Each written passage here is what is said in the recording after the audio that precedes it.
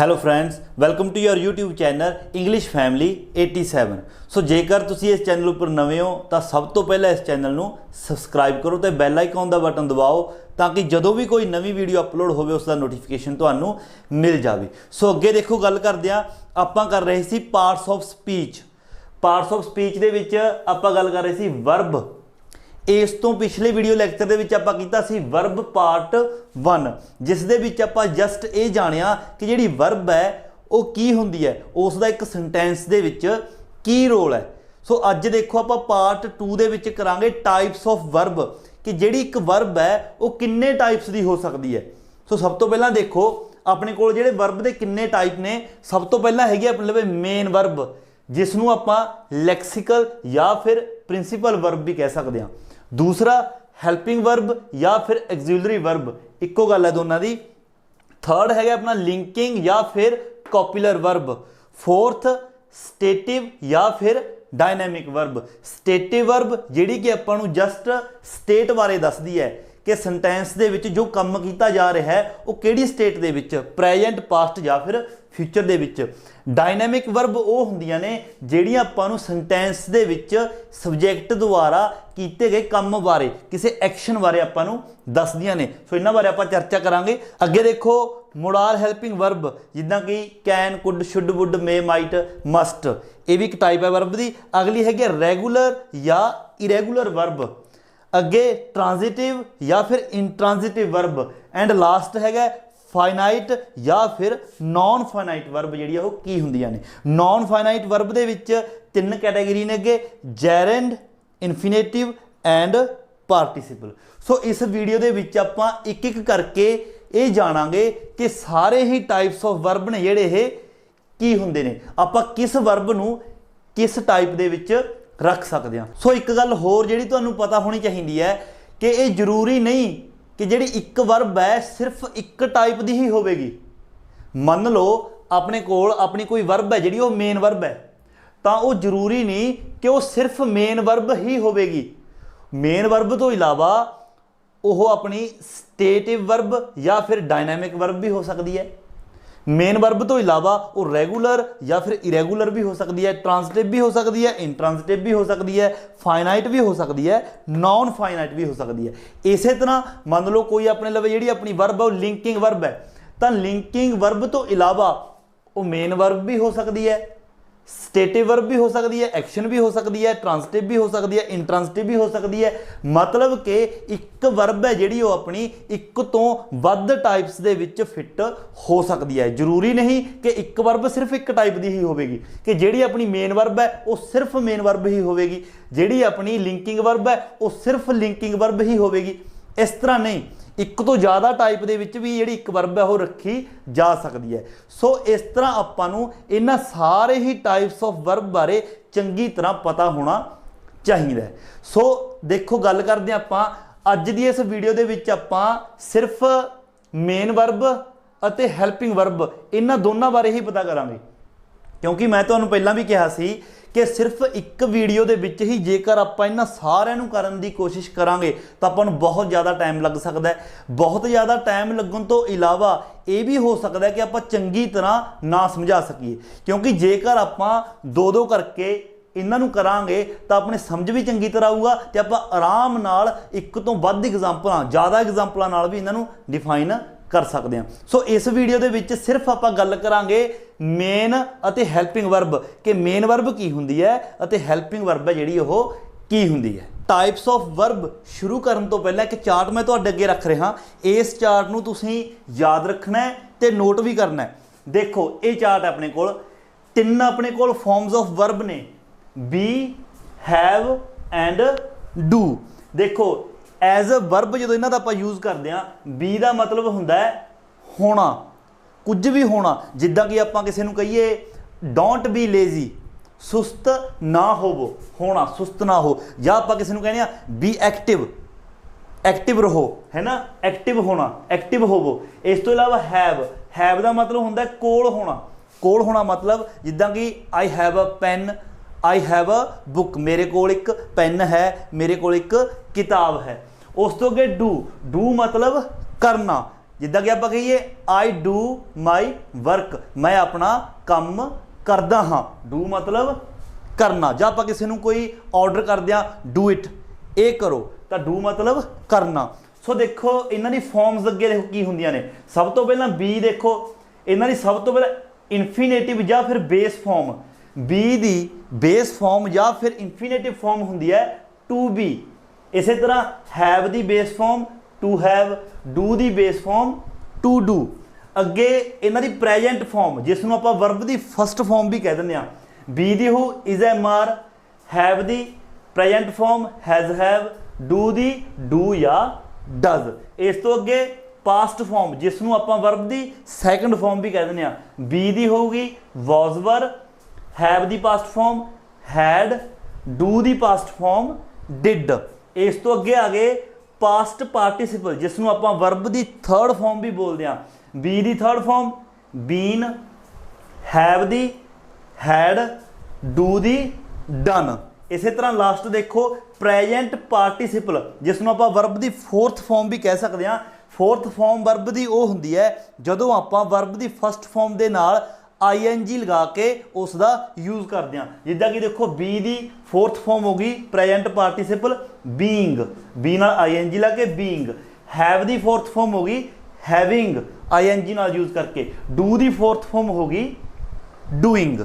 सो इस तरह तुसीं ने यह जिहड़ा चार्ट है तीनों फॉर्म्स ये याद रखनियां ने। इन्हां the present past, past participle and present participle form ने जिहड़ियां वो की हुंदियां ने, इन्हां नूं याद रखना है। सो देखो हुण आपां गल करदे हां मेन वर्ब अते हैल्पिंग वर्ब बारे। मेन वर्ब की हुंदी है, हैल्पिंग वर्ब है जिहड़ी वो की हुंदी है। सिर्फ इन्हां दो वर्ब बारे आपां इस वीडियो दे विच पता करांगे। सब तो पहलां देखो मेन वर्ब, मेन वर्ब है जिहड़ी वो किहड़ी हुंदी है। मेन वर्ब बारे समझो, किसी भी सेंटेंस दे विच, किसी भी सेंटेंस दे विच सबजैक्ट द्वारा जो काम किया जा रहा है अपनी ओह मेन वर्ब हुंदी है। जो वर्ब आपां नूं ये दसदी है कि किसी भी सेंटेंस दे विच जिहड़ा सबजैक्ट है वो की काम कर रहा है, वो अपनी होवेगी मेन वर्ब। इस तो इलावा दूसरी कंडीशन, जेकर किसी सेंटेंस दे विच सबजैक्ट द्वारा किसी भी काम बारे, मतलब सबजैक्ट है जिहड़ा वो कोई भी काम नहीं कर रहा, तो उस सेंटेंस दे विच जिहड़ी वर्ब आपां नूं सिर्फ उस सेंटेंस दी स्टेट बारे दसूगी कि प्रेजेंट स्टेट, पास्ट या फिर फ्यूचर स्टेट, उस सेंटेंस दे विच ओही अपनी मेन वर्ब होवेगी। इस तो इलावा हैल्पिंग वर्ब, हैल्पिंग वर्ब देखो की हुंदी है। सेंटेंस दे विच सबजैक्ट है जिहड़ा वो जो काम कर रहा है, जिस सेंटेंस दे विच सबजैक्ट द्वारा जो काम किया जा रहा है, जिहड़ी वर्ब आपां नूं उस काम बारे दसदी है कि वो काम कदों किया जाता है, आपां नूं हैल्प करदी है कि जिहड़ा वो काम किया जा रहा है सबजैक्ट दे बारे वो प्रेजेंट दे विच, पास्ट दे विच या फिर फ्यूचर दे विच, वो जिहड़ी वर्ब है वो अपनी हुंदी है हैल्पिंग वर्ब। बट जेकर किसी सेंटेंस दे विच कोई काम ही नहीं किया जा रहा तो उस सेंटेंस दे विच जिहड़ी आपां नूं सिर्फ स्टेट दस रही है ओनली, तो जिहड़ी वो वर्ब है वो अपनी मेन वर्ब ही होवेगी। देखो एग्जाम्पल दे नाल बहुत वधिया समझोगे। अपने कोल देखो कुछ एग्जाम्पल ने। सब तो पहला आपां सिर्फ मेन वर्ब ते फोकस है अपना, आपां सिर्फ मेन वर्ब ही पता करांगे कि इन्हां सारे सेंटेंसेस दे विच मेन वर्ब किहड़ी है।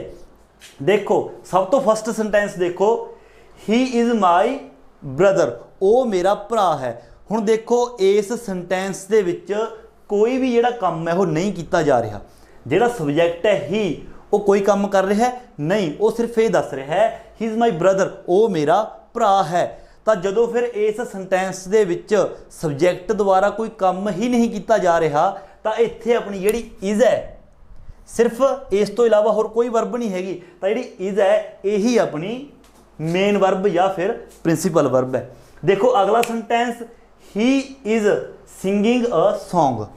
इस सेंटेंस दे विच देखो सबजैक्ट द्वारा की काम किया जा रहा है, गाउण दा, तो जिहड़ा सबजैक्ट है वो की काम कर रहा है, गा रहा है, तो जिहड़े सिंगिंग ये अपनी हैगी है मेन वर्ब। फिलहाल आपां सिर्फ मेन वर्ब बारे जान रहे हाँ। अगला देखो third sentence, I have a pen, ਮੇਰੇ ਕੋਲ ਇੱਕ ਪੈਨ ਹੈ। ਹੁਣ ਇਸ ਸੈਂਟੈਂਸ ਦੇ ਵਿੱਚ ਵੀ ਜਿਹੜਾ ਸਬਜੈਕਟ ਆਈ ਉਹ ਕੋਈ ਵੀ ਕੰਮ ਨਹੀਂ ਕਰ ਰਿਹਾ, ਸਿਰਫ ਇਹ ਦੱਸ ਰਿਹਾ ਹੈ ਕਿ ਮੇਰੇ ਕੋਲ ਇੱਕ ਪੈਨ ਹੈ, ਤਾਂ ਸਿਰਫ ਆਪਣੇ ਕੋਲ ਹੈਵ, ਇਸ ਤੋਂ ਇਲਾਵਾ ਹੋਰ ਕੋਈ ਵਰਬ ਨਹੀਂ ਹੈਗੀ, ਤਾਂ ਇਹੀ ਆਪਣੀ ਮੇਨ ਵਰਬ ਹੈ। ਬਟ ਅਗਲੇ ਸੈਂਟੈਂਸ ਦੇ ਵਿੱਚ ਆਈ ਹੈਵ ਸੰਗ ਅ ਸੌਂਗ, ਮੈਂ ਇੱਕ ਗੀਤ ਗਾ ਚੁੱਕਾ ਹਾਂ। ਹੁਣ ਇਸ ਸੈਂਟੈਂਸ ਦੇ ਵਿੱਚ ਜਿਹੜਾ ਆਈ ਹੈ ਸਬਜੈਕਟ ਹੈ ਉਸਨੇ ਕੀ ਕੰਮ ਕੀਤਾ, ਗੀਤ ਗਾਉਣ ਦਾ, ਸੰਗ, ਸਿੰਗ, ਸੈਂਗ, ਸੰਗ ਆਪਣੀ ਵਰਬ ਦੀ ਫਾਰਮ ਹੈ, ਤਾਂ ਇੱਥੇ ਇਹ ਆਪਣੀ ਜਿਹੜੀ ਹੈਗੀ ਹੈ ਮੇਨ ਵਰਬ ਹੈ, ਕਿਉਂਕਿ ਇੱਥੇ ਸਬਜੈਕਟ ਦੁਆਰਾ ਕੰਮ ਕੀਤਾ ਜਾ ਰਿਹਾ ਹੈ। ਅਗਲਾ ਦੇਖੋ, ਰਾਹੁਲ ਇਜ਼ ਪਲੇਇੰਗ ਫੁੱਟਬਾਲ, ਜਿਹੜਾ ਰਾਹੁਲ ਹੈ ਉਹ ਕੀ ਕੰਮ ਕਰ ਰਿਹਾ ਹੈ, ਉਹ ਖੇਡਣ ਦਾ ਕੰਮ ਕਰ ਰਿਹਾ, ਫੁੱਟਬਾਲ ਖੇਡਣ ਦਾ, ਤਾਂ ਇੱਥੇ ਰਾਹੁਲ ਦੁਆਰਾ ਕੰਮ ਕੀਤਾ ਜਾ ਰਿਹਾ ਹੈ, ਤਾਂ ਪਲੇਇੰਗ ਖੇਡਣ ਦਾ ਕੰਮ ਕੀਤਾ ਜਾ ਰਿਹਾ। ਜਿਹੜੀ ਪਲੇਇੰਗ ਹੈ ਇਹ ਆਪਣੀ ਹੈਗੀ ਹੈ ਮੇਨ ਵਰਬ। ਨੈਕਸਟ ਦੇਖੋ, Rahul has kicked the football, Rahul has kicked the football, Rahul ਨੇ ਫੁੱਟਬਾਲ ਨੂੰ ਜਿਹੜੀ ਹੈ ਕਿੱਕ ਮਾਰ ਚੁੱਕਿਆ ਹੈ, ਤਾਂ ਇੱਥੇ ਜਿਹੜਾ ਰਾਹੁਲ ਹੈ ਉਸਨੇ ਕੀ ਕੰਮ ਕੀਤਾ ਹੈ, ਕਿੱਕ ਮਾਰਨ ਦਾ ਕੰਮ ਕੀਤਾ ਹੈ, ਤਾਂ ਜਿਹੜਾ ਇੱਥੇ ਕਿਕਡ ਇਹ ਆਪਣੀ ਹੈਗੀ ਹੈ ਪ੍ਰਿੰਸੀਪਲ ਵਰਬ ਜਾਂ ਫਿਰ ਮੇਨ ਵਰਬ। ਨੈਕਸਟ ਦੇਖੋ, ਸ਼ੀ ਡਜ਼ ਮਾਈ ਵਰਕ, ਉਹ ਮੇਰਾ ਕੰਮ ਕਰਦੀ ਹੈ। ਦੇਖੋ ਅਕਸਰ ਆਪਾਂ ਨੂੰ ਇਹ ਹੋਵੇਗਾ ਕਿ ਡੂ ਤੇ ਡਜ਼ ਨੇ ਜਿਹੜੇ ਉਹ ਹੈਲਪਿੰਗ ਵਰਬ ਹੁੰਦੇ ਨੇ, ਬਟ ਜੇਕਰ ਆਪਾਂ ਇੱਥੇ ਦੇਖੀਏ ਸ਼ੀ ਡਜ਼ ਮਾਈ ਵਰਕ, ਇਹ ਪ੍ਰੈਜੈਂਟ ਇੰਡੈਫੀਨੇਟ ਹੈ ਜਿਹੜਾ ਉਸ ਦਾ ਸੈਂਟੈਂਸ ਹੈ, ਉਹ ਮੇਰਾ ਕੰਮ ਕਰਦੀ ਹੈ ਡੂ। ਜਿਹੜਾ ਪਿੱਛੇ ਹੀ ਤੁਹਾਨੂੰ ਮੈਂ ਚਾਰਟ ਦਿਖਾਇਆ ਸੀ ਉਸ ਦੇ ਵਿੱਚ ਦੇਖੋ ਡੂ ਮਤਲਬ ਕਰਨਾ, ਤਾਂ ਇੱਥੇ ਜਿਹੜਾ ਡੂ ਹੈ ਇੱਕ ਵਰਬ ਹੈ, ਡੂ ਮਤਲਬ ਕਰਨਾ, ਇੱਥੇ ਵਰਬ ਦੀ ਫਸਟ ਫਾਰਮ ਦੇ ਨਾਲ ਈਐਸ ਦਾ ਯੂਜ਼ ਕੀਤਾ ਗਿਆ ਹੈ, ਡੂ ਦੇ ਨਾਲ ਈਐਸ ਲਗਾ ਕੇ does, she does my work, ਉਹ ਮੇਰਾ ਕੰਮ ਕਰਦੀ ਹੈ, ਤਾਂ ਇੱਥੇ ਜਿਹੜਾ ਡਜ਼ ਹੈ ਇਹ ਆਪਣੀ ਹੋ ਗਈ ਮੇਨ ਵਰਬ। ਉਸ ਤੋਂ ਅੱਗੇ ਦੇਖੋ, ਸ਼ੀ ਡਜ਼ ਨੋਟ ਗੋ, ਉਹ ਨਹੀਂ ਜਾਂਦੀ ਹੈ। ਹੁਣ ਇੱਥੇ ਦੇਖੋ ਜਿਹੜਾ ਕੰਮ ਹੈ ਸ਼ੀ ਸਬਜੈਕਟ ਦੁਆਰਾ, ਉਹ ਕੀ ਕੰਮ, ਉਹ ਜਾਣ ਦਾ ਕੰਮ ਕਰਨ ਬਾਰੇ ਕਹਿ ਰਿਹਾ ਆਪਾਂ ਨੂੰ, ਗੋ, ਗੋ ਮਤਲਬ ਜਾਣਾ, ਜਿਹੜਾ ਉਹ ਕੰਮ ਹੈ ਜਾਣ ਦਾ ਉਹ ਨਹੀਂ ਕਰਦੀ, ਮਤਲਬ ਇੱਥੇ ਕੰਮ ਦੀ ਗੱਲ ਕੀਤੀ ਗਈ ਹੈ ਗੋ, ਜਾਣ ਦੀ, ਤਾਂ ਗੋ ਹੈ ਜਿਹੜੀ ਆਪਣੀ ਉਹ ਇੱਥੇ ਮੇਨ ਵਰਬ ਹੈ। ਅਗਲੇ ਸੈਂਟੈਂਸ ਦੇ ਵਿੱਚ ਹੀ ਗॉट ਐਂਗਰੀ, ਉਹ ਕੀ ਹੈ, ਉਹ ਗੁੱਸੇ ਹੋ ਗਿਆ। ਗॉट, ਗॉट ਮਤਲਬ ਹੋਣਾ, ਹੀ ਜਿਹੜਾ ਆਪਣਾ ਪ੍ਰੋਨਾਉਨ ਹੈ, ਐਂਗਰੀ ਇਹ ਹੈਗਾ ਐਡਜੈਕਟਿਵ, ਤਾਂ ਜਿਹੜਾ ਗॉट ਹੈ ਇਹੀ ਆਪਣੀ ਇੱਥੇ ਮੇਨ ਵਰਬ ਹੈ, ਕਿਉਂਕਿ ਇਸ ਤੋਂ ਇਲਾਵਾ ਹੋਰ ਕੋਈ ਵੀ ਵਰਬ ਇਸ ਸੈਂਟੈਂਸ ਦੇ ਵਿੱਚ ਨਹੀਂ ਹੈਗੀ। ਅੱਗੇ ਰੀਟਾ ਬਿਕਮਸ ਅ ਡਾਕਟਰ, ਜਿਹੜੀ ਰੀਟ ਹੈ ਉਹ ਡਾਕਟਰ ਬਣ ਗਈ ਹੈ, ਤਾਂ ਇੱਥੇ ਕੀ ਹੈ ਬਿਕਮਸ, ਇਹ ਜਿਹੜੀ ਆਪਣੀ ਹੈਗੀ ਹੈ ਮੇਨ ਵਰਬ ਹੈ। ਅੱਗੇ ਆਈ ਐਮ ਫੀਲਿੰਗ ਗੁੱਡ, ਮੈਂ ਵਧੀਆ ਮਹਿਸੂਸ ਕਰ ਰਿਹਾ। ਹੁਣ ਜਿਹੜਾ ਸਬਜੈਕਟ ਹੈ ਆਈ, ਉਹ ਕੀ ਕੰਮ ਕਰ ਰਿਹਾ ਹੈ, ਮਹਿਸੂਸ ਕਰ ਰਿਹਾ ਹੈ, ਮਤਲਬ ਫੀਲਿੰਗ, ਤਾਂ ਜਿਹੜੇ ਫੀਲਿੰਗ ਹੈ ਇਹੀ ਆਪਣੀ ਮੇਨ ਵਰਬ ਜਾਂ ਫਿਰ ਪ੍ਰਿੰਸੀਪਲ ਵਰਬ ਹੈ।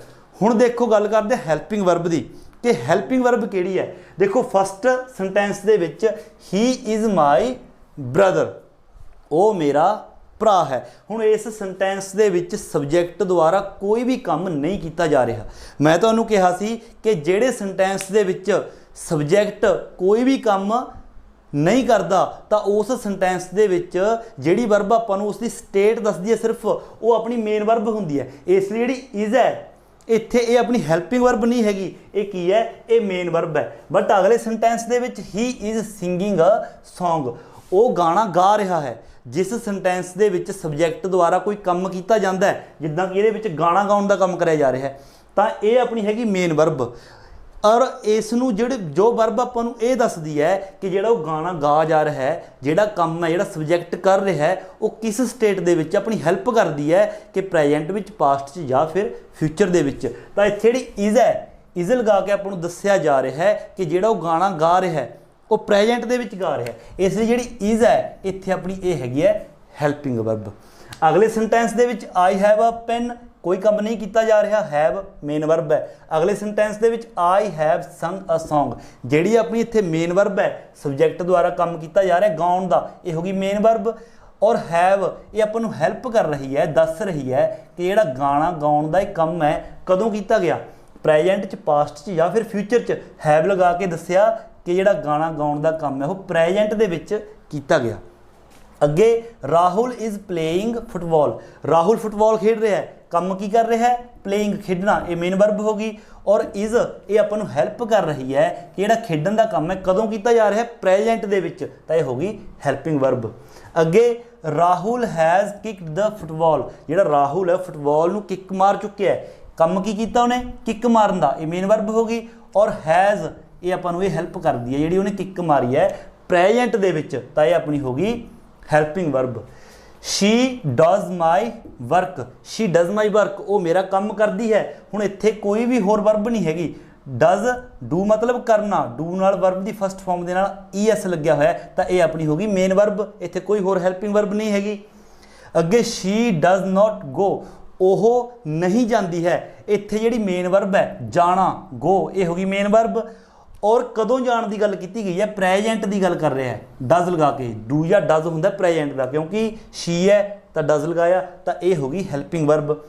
ही गॉट एंग्री, तो जिहड़ा गॉट है इत्थे मेन वर्ब है। रीटा बिकम्स अ डॉक्टर, ये अपनी बिकम्स इत्थे मेन वर्ब है, कोई हैल्पिंग वर्ब नहीं।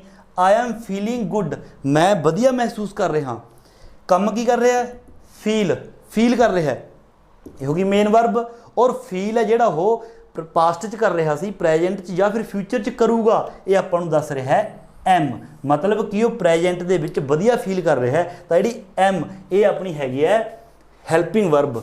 सो सिर्फ तुसीं ने एक चीज़ मन दे विच ये याद रखनी है, अपने दिमाग दे विच बिठा के रखनी है कि हैल्पिंग वर्ब अते मेन वर्ब दे विच की फर्क है। मेन वर्ब वो हुंदी है जेकर किसी सेंटेंस दे विच जिहड़ा सबजैक्ट है कोई काम कर रहा है तो वही अपनी मेन वर्ब है, बट जेकर सेंटेंस दे विच जिहड़ा सबजैक्ट है कोई भी काम नहीं कर रहा तो उत्थे जिहड़ी वर्ब आपां नूं स्टेट दसदी है तो वही अपनी मेन वर्ब है।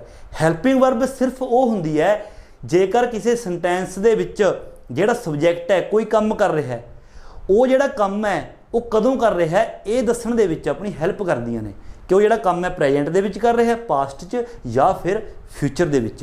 सो इस तरह आई होप कि मेन वर्ब ते हैल्पिंग वर्ब बारे तुहानूं चंगी तरह समझ आ गया होवेगा।